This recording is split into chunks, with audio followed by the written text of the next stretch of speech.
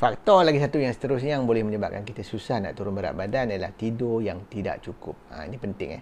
Tidur ni kadang-kadang kita fikir tidur ni adalah benda yang tak ada kaitan dengan hormon. Sebenarnya tidur sangat-sangat berkaitan dengan hormon. Sebab kita tidur akibat faktor hormon nama dia melatonin. Kan?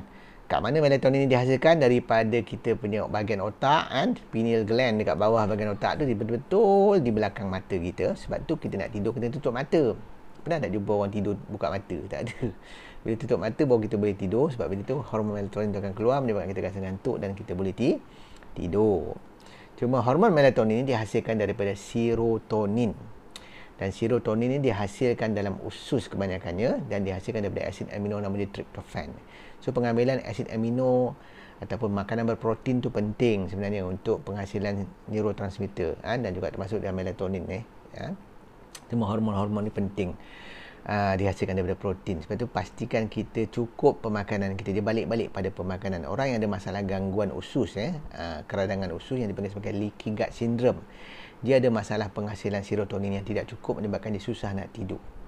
Sebab tu membetulkan usus kita dengan pemakanan asli, pemakanan yang saya ajar sebelum ni tentang lemak sihat, minyak sihat, makanan buah, makan sayur dan sebagainya boleh membantu memulihkan masalah usus leaky gut tadi, di samping pengambilan probiotik, kuman-kuman baik. Sebab tu kita kena banyak makan makanan yang diperam macam budu, cencaluk, tempoyak, belacan dan sebagainya tu, tempe lah, tapai dan sebagainya, sebab nak membekalkan probiotik dalam usus kita.